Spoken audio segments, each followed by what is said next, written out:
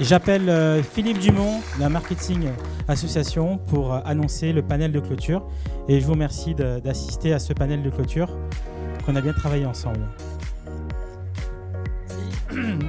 J'invite Jeanne, Vincent, Dimitri à me rejoindre sur scène. Je ne sais pas ce que vous en pensez, mais moi j'ai l'impression un peu que toute la matinée ça a été juste un énorme teaser pour ce panel. Donc je suis vraiment ravi d'avoir trois professionnels, trois spécialistes du domaine qui vont venir me rejoindre pour parler d'IoT. Et ce que je vais peut-être commencer par faire, c'est vous laisser la parole et peut-être vous présenter en quelques instants. Donc on peut commencer par vous, Jeanne, pour nous donner un petit peu votre parcours et qu'est-ce que vous faites aujourd'hui sur le domaine. Bonjour, merci beaucoup pour cette invitation. Alors moi, je suis une toute jeune start-upeuse. J'ai développé ma société il y a 2 ans dans un univers qui est aujourd'hui peu approché, qui est l'univers de l'enfant. Et on développe aujourd'hui un écosystème tout autour de l'univers connecté de l'enfant à travers plusieurs devices. Donc j'en parlais à peu près tout à l'heure, mais un device qui est la Kidsbox, sur lequel je travaille avec Josh Fire. Bonjour, je suis Dimitri Carbonel, je suis fondateur de Livosphère. Alors j'accompagne les entreprises qui veulent créer des objets connectés ou qui veulent utiliser des objets connectés et puis les personnaliser pour elles. Effectivement, on en parlera après tout à l'heure, mais un des gros enjeux on a vu, c'est en termes d'organisation, mais aussi pour réaliser un objet connecté, il y a énormément de choses à réaliser qui vont de l'usage, du modèle économique, du service, du support, des capteurs, transmission, etc. Effectivement, mon rôle, c'est de le faciliter. Puis d'autre part, juste pour terminer, je suis aussi expert auprès de la BPI, justement pour évaluer des dossiers de financement dans le domaine des objets connectés. Et je fais partie aussi du plan objets connectés du gouvernement. Voilà. Et dernier point, MMA, bien sûr. Je suis en charge de la partie groupe de travail sur IoT. Voilà. Merci. C'est Dimitri qui donne de l'argent aux gens qui veulent faire des projets d'objets. Non, je rigole. Moi, aujourd'hui, je suis Vincent Pilet, je suis directeur associé d'une agence. On va essayer d'utiliser un autre mot qu'agence pour Josh Fire. On est plutôt une fabrique d'objets connectés. Et même si on va essayer d'utiliser un autre mot que objet connecté, on va essayer de parler d'Internet, du monde qui nous environne, puisque je pense que c'est vraiment le sujet. Donc aujourd'hui, on est une agence qui est adossée à une autre agence qui s'appelle User Agents, qui elle va travailler sur la partie interface. Josh a été créé en 2010, donc c'est vraiment un des premiers acteurs qui s'est positionné très tôt sur ce domaine, avec très tôt aussi des premiers objets, notamment je pense à la Smart Drop, dont un certain nombre de gens ont dû entendre parler ici, qui était une des premières choses visibles pour les marques en termes d'objets, qui était cette goutte, qui est toujours d'ailleurs cette goutte sortie par Evian, en essayant de trouver du sens, de créer de la valeur autour d'un objet connecté pour une marque. Donc on n'en parlera pas trop parce que ça reste encore un peu confidentiel. Mais voilà, on a une antériorité sur ce domaine qui est assez intéressante. D'accord, merci. Et peut-être juste avant de laisser la parole à nos trois spécialistes, sachez que la Mobile Marketing Association a lancé une enquête justement sur les enjeux des objets connectés pour les entreprises.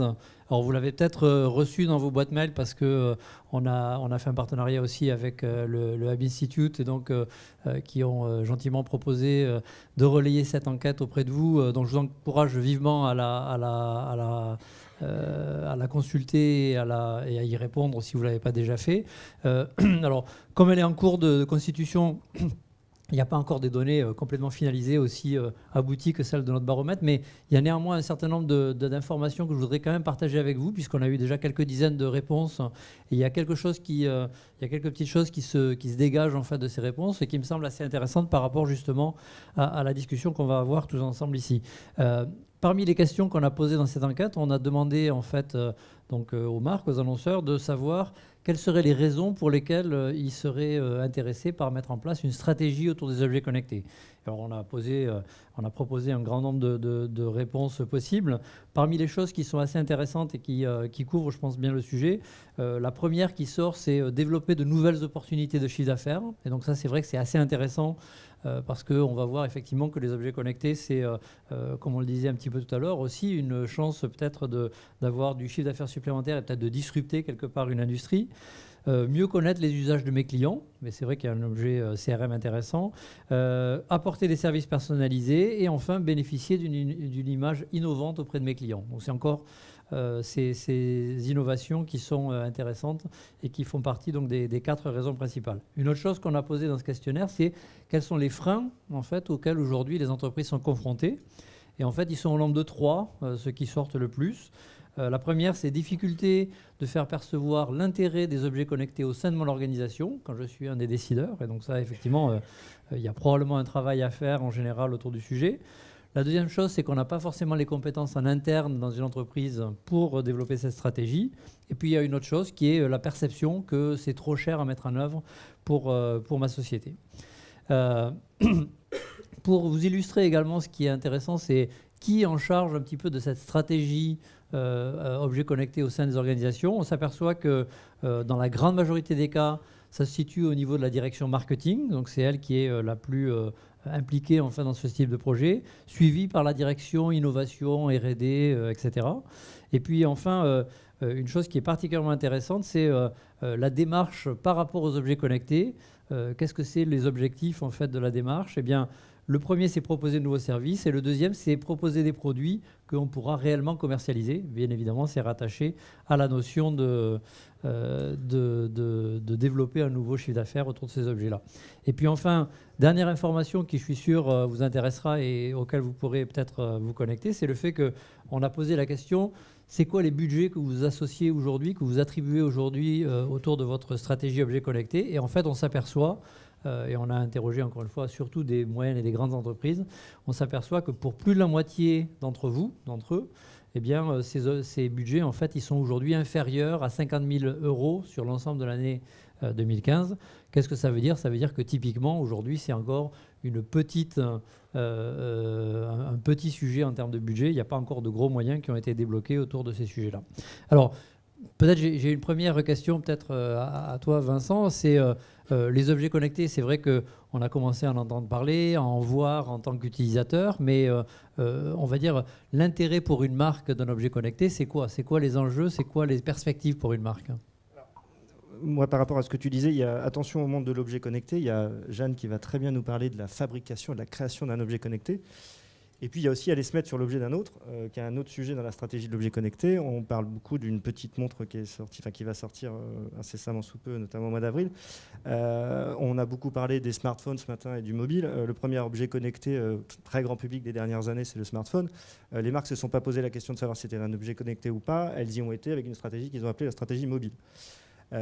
Est-ce que demain, la stratégie d'une marque telle que nous, on peut déjà l'aborder au travers d'applications qu'on développe sur les watches, c'est aussi une stratégie d'objets connectés? Je pense que oui, pleinement. Et qu'il faut surtout se libérer du côté une stratégie d'objets connectés, ça veut dire créer un objet. Non.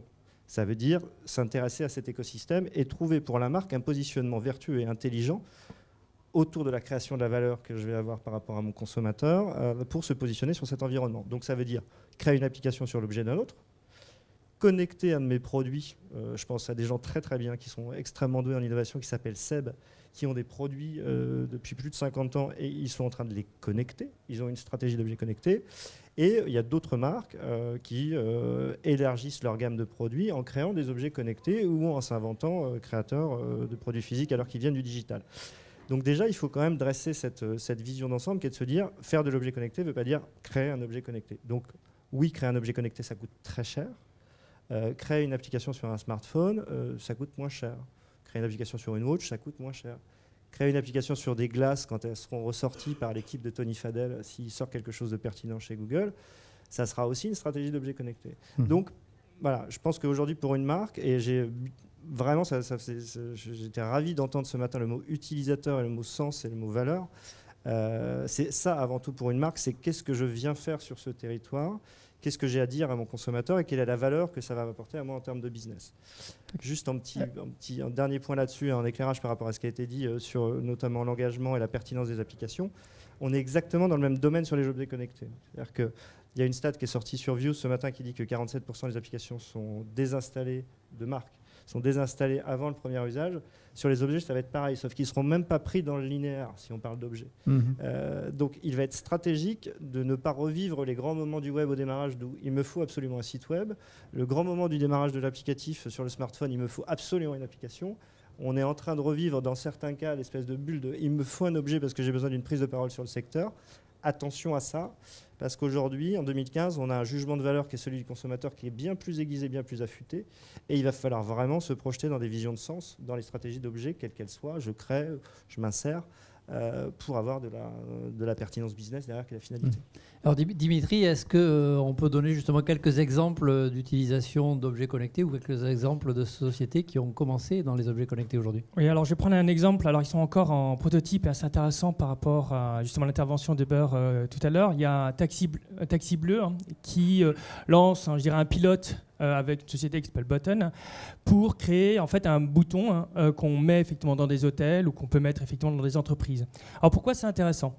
Parce que tout à coup, au lieu de sortir son smartphone ou d'aller voir la personne à la réception et d'attendre qu'elle vienne pour effectivement appeler un taxi, on simplifie au maximum l'interface avec un bouton. Le bouton, en fait, va permettre d'avoir un accès direct à un certain nombre de services, ici réduit au maximum. Donc ça, c'est la première chose.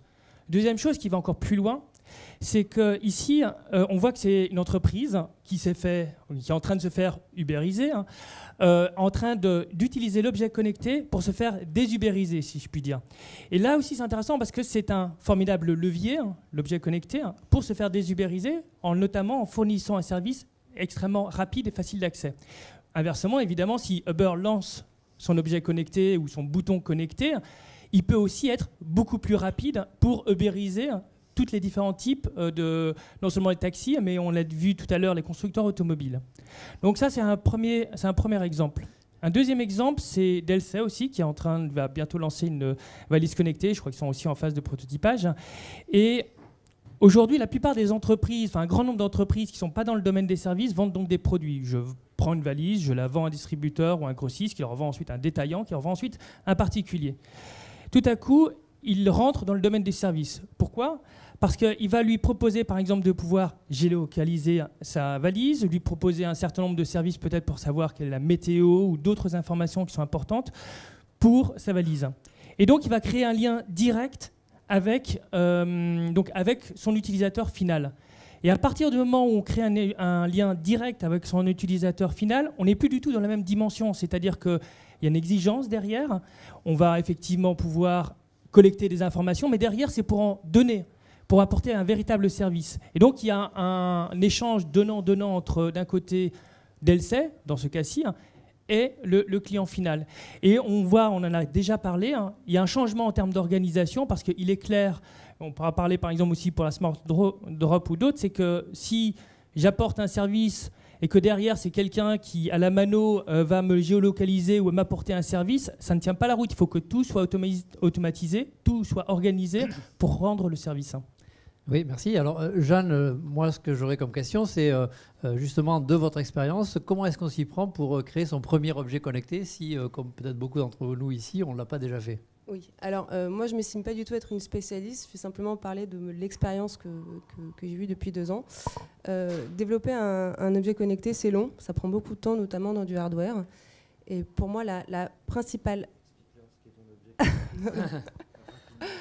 dans l'écosystème, si vous voulez, moi je me suis intéressée à développer un bracelet de géolocalisation pour enfants. Alors on va me dire, encore un énième bracelet, attention... pourquoi géolocaliser nos enfants. Et moi, je n'ai pas du tout interrogé les parents parce que pour moi, finalement, c'est un prérequis. C'est une petite promesse de dire aux parents, voilà, au cas où, si vous avez un enfant entre 3 et 5 ans, si vous le perdez, vous avez la possibilité, dans des cas d'usage de parc ou de jardin, de pouvoir le retrouver. Mais quand j'ai interrogé la cible des enfants, donc 3 à 6 ans et 8-10 ans, ce qu'ils m'ont tout de suite répondu, c'est oui, mais nous, on veut jouer avec. Nous, ce qui nous intéresse, c'est de pouvoir plugger des Lego dessus. Demain, c'est une génération qui zappe beaucoup, donc demain, je vais plugger tel objet, des figurines, une montre, pourquoi pas, etc. La cible des 8-10 ans, eux, ils ont vu ce bracelet comme c'est super parce que je vais pouvoir aller à l'école tout seul, je vais pouvoir aller voir mes copains tout seul, sans avoir des parents ou des mamans hystériques qui vont m'appeler toutes les 3 secondes, qui vont me dire « mais où es-tu » Donc j'ai complètement travaillé ce bracelet avec ma cible. Et ma cible, c'est l'enfant, et c'est une cible qui est très, très, très, très compliquée. Donc moi, la première chose, en tout cas ce que j'ai envie de dire, c'est d'avoir l'adhésion des utilisateurs et de travailler énormément avec cette cible-là, de les écouter. En tout cas, c'est très, très enrichissant. Et ensuite, c'est de créer des vraies promesses. Et c'est un peu ce que disait Vincent, il ne faut pas développer un objet connecté parce que tout le monde le fait et parce que c'est la mode. Non, pas du tout. c'est vraiment répondre à des besoins, et généralement c'est comment répondre à des problèmes à travers une promesse technologique, et cette promesse technologique, il faut qu'elle fonctionne, il faut qu'elle soit performante, il faut en effet qu'elle ne soit pas trop chère et qu'elle soit facile à produire. Et c'est là vraiment le nerf de la guerre, c'est dans le hardware, ça coûte beaucoup d'argent, ça demande beaucoup de cash flow, c'est du temps, c'est beaucoup plus compliqué que, si vous voulez, le soft, où vous pouvez changer d'orientation très rapidement. Là, quand votre client vous dit « bah non, ça, ce bouton-là, j'en veux pas », pour repartir en arrière, ça coûte encore plus cher, quoi. Casser des moules, casser des prototypes, ça demande beaucoup d'argent. Donc il faut, dès le départ, si on les interroge bien, viser dans le mille. Ouais. Et c'est un peu ce que j'ai fait avec mes bracelets, c'est que de mes bracelets, il n'y a aucun bouton. Comme ça, au moins, c'est simple, une interaction. Et on a vraiment poussé dans le développement logiciel. Et c'est le logiciel qui va développer tous les devices qu'on est en train de développer. Okay.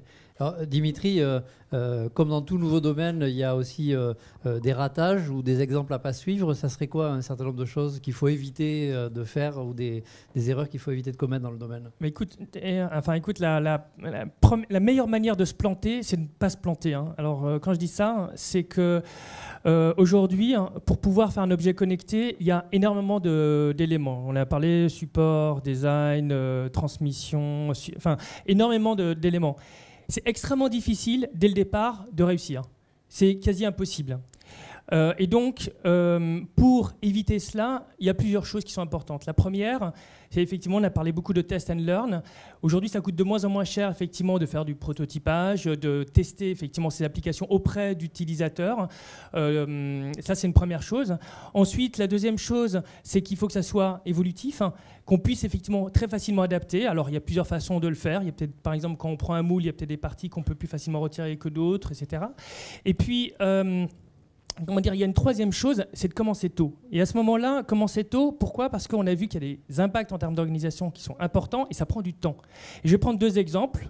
Un que Vincent connaît bien, c'est SmartDrop, et un deuxième, c'est le bouton de Darty. Ces deux entreprises, alors il y en a qui vont dire, bah oui, écoutez, la SmartDrop, c'est complètement gadget, ça sert à rien, parce que je vais prendre mes bouteilles d'eau dans un magasin et puis c'est tout. Ou Darty, bah, moi je vais simplement passer un appel. Sauf que... ce qui se passe, c'est que ces entreprises-là, bien longtemps à l'avance, apprennent à avoir un système de logistique qui correspond, d'avoir effectivement une extension de leur propre application qui va dans le domaine du physique, qui d'ailleurs permet de matérialiser la marque. C'est un point important, ça. Avoir une marque qui se trouve sur son réfrigérateur ou autre part, qu'on puisse voir tous les jours. Après, évidemment, vous n'allez pas avoir 10 000 magnets sur votre réfrigérateur. Il y a quelques marques qui ont du sens par rapport à ça, pas toutes. Mais ce sont des éléments qui sont essentiels, et en commençant tôt, c'est beaucoup plus facile d'y arriver que, évidemment, d'essayer beaucoup plus tard. Et les coûts sont beaucoup moins élevés aujourd'hui pour le faire. Donc c'est vraiment effectivement maintenant l'occasion de le faire, et on a tous les moyens pour y arriver. Et alors Vincent, en l'occurrence l'autre Vincent Ducret disait tout à l'heure, il va y avoir 50 milliards d'objets connectés, énormément. Ça va être super. Aujourd'hui on s'est dit il faut faire du marketing mobile, mais en fait est-ce que le marketing mobile c'est déjà désuet, c'est obsolète? C'est en fait du marketing des objets connectés qu'il faut faire? Les deux notions sont déjà désuètes. C'est du marketing de manière générale. Katia Hersard de la FNAC disait quelque chose de très intéressant sur les parcours omnicanaux, c'est-à-dire qu'aujourd'hui on est dans une relation physique-digitale qui est totalement entière et dominée par l'usage du consommateur qui sort son smartphone dans le magasin. L'objet est le fait d'avoir une remontée de capteurs qui va passer par une montre, par un capteur de sudation sur une chemise, une lentille qui va analyser du glucose au niveau de l'œil. Enfin bref, tout ce qu'on met dans le domaine de l'IoT aujourd'hui, c'est du marketing de l'individu, qu'on va aussi connecter à ce continuum de l'écran, mais il y a le continuum du réseau, je pense que c'est plus le sujet. Au-delà de l'écran, c'est quasiment de garder le fil rouge de la connexion IP de l'utilisateur sur toute une journée. C'est ça le marketing de demain. Alors avec toute la dangerosité qu'il peut avoir, mais en tout cas, la perception de l'utilisateur, c'est qu'à aucun moment, notre utilisateur a conscience des coulisses, de tout ce qui se passe, de tout ce que disait tout à l'heure Thomas Jean-Jean au niveau de Criteo sur la problématique de comment faire du retargeting depuis un parcours d'achat mobile qui se termine en magasin. Tout ça, il s'en fout. Lui, ce qu'il veut, c'est que ça soit simple pour lui et surtout extrêmement cohérent. Donc ce marketing aujourd'hui, il ne faut surtout pas que ça soit du marketing de l'IoT. Moi, j'ai fait une intervention sur la publicité sur les Apple Watch où nos grands amis américains ont déjà monté des SDK pour aller charger de la pub sur les Apple Watch, sans même se poser la question de savoir quel est l'usage de l'Apple Watch. Donc arrêtons de travailler en silo sur des devices, pensons à l'utilisateur, pensons à ce qu'on a à lui apporter comme valeur en termes de marketing. Mais encore une fois, je pense que c'est plus la customer journey autour de l'IP et de ce lien de connexion que simplement un marketing isolé sur un domaine particulier où on voit bien que faire du marketing mobile, envoyer un coupon de réduction à un type qui ne peut pas le compenser en caisse, c'est bien tenir compte que faire du marketing mobile, c'est aussi faire du marketing du point de vente et que désunioniser ces notions n'a plus de sens, en tout cas cette année. Et alors, en 30 secondes, peut-être pour clôturer cette présentation, est-ce que vous pourriez donner un conseil, un enseignement chacun sur qu'est-ce que les gens qui sont ici, qu'est-ce que les gens qui s'intéressent au marketing des objets connectés doivent faire dans l'année 2015 ? Moi, je pense que le premier sujet, c'est de penser des choses. Alors, je ne sais pas les énumérer parce que je vais vous les donner les unes après les autres, mais aujourd'hui, pensez à ce sens et à cette valeur qu'on crée autour de l'objet. Je pense que c'est bien évidemment ce qui est quelque chose de primaire dans la démarche. Pensez à votre organisation. Dimitri l'a abordé dans sa complexité. C'est qu'aujourd'hui, faire un objet connecté, on travaille avec des marques qui ne travaillent pas du tout sur le produit et qui lancent un produit connecté. Ça veut dire retour, ça veut dire SAV dédié, ça veut dire maintenabilité du produit, ça veut dire quelle est l'équipe marketing qui dirige. Alors, c'est le marketing mobile, parce que certaines entreprises sont encore organisées comme ça. Moi, l'autre jour, je rigolais avec quelqu'un qui dirige un département marketing d'une grande chaîne de magasins. Je lui disais, mais est-ce que tu as un département, un chef de projet montre et un chef de projet t-shirt et un chef de projet... Voilà, il y a cette problématique organisationnelle qui est adressée par la transformation digitale qui fait que l'objet connecté va s'insérer là-dedans et qu'il va falloir qu'il soit leadé. Et qui va le leader ? Ça va être un point clé, donc il faut quand même se poser les bonnes questions. Okay. Oui, pardon. Et puis derrière, je donne le micro à Dimitri. Par exemple. Dimitri, en 30 secondes. Oui, je ne sais pas si j'arrive en 3 secondes, on va essayer. Moi, je me fais comme ces temps-ci beaucoup contacté par les boîtes dans le cosmétique, le mobilier, la décoration. Ils disent, mais par où commencer hein ? Et en fait, c'est extrêmement simple pour commencer. En fait, bon, après, il y a différentes façons de le faire. Ça peut être des workshops ou d'autres choses comme ça. Parce qu'en partant, je dirais, des besoins des clients, en partant de leurs problématiques, assez rapidement, on voit quels sont les différents types de solutions et on peut aboutir déjà assez rapidement sur des idées potentiellement d'objets connectés, mais qui peuvent se traduire par des applications ou d'autres choses. Et en réalité, ce que je suis en train de dire, c'est que pour mettre le pied à l'étrier, c'est extrêmement simple. C'est une demi-journée, c'est tout. Et pour un coût qui est extrêmement réduit. Et déjà, ça permet de mettre les choses au clair. Et un point qui est important, c'est comme le poker. Je veux dire, le coût, entre guillemets, pour voir, il est très faible. Mais au moins, vous savez. Vous savez si potentiellement demain, vous serez ubérisé ou pas ubérisé. Vous saurez qui sont vos clients futurs et qui potentiellement seront vos concurrents. Mais si vous, en revanche, vous ne mettez pas aujourd'hui l'argent, entre guillemets, c'est des faibles sommes d'argent pour voir ce qui arrive, il y a un risque beaucoup plus important dans 2 ou 3 ans parce qu'il y a un certain nombre d'entreprises, on l'a dit encore, c'est John Chambers de Cisco qui a dit au CES, eh bien, il y aura 2/3 des entreprises qui mourront d'ici 5 à 10 ans. C'est clair ? Jeanne ? Alors moi, c'est bien s'entourer parce que ça demande des compétences très très larges et les compétences, on en a en tout cas dans l'ingénierie en France beaucoup, on a de la chance. Il y a certaines compétences qu'on n'a plus en France, qu'il faut aller chercher ailleurs. Et il y a une phrase que j'aime bien, qui n'est pas du tout de moi, c'est vraiment il ne faut pas chercher des clients pour ses produits, mais des produits ou des services pour ses clients.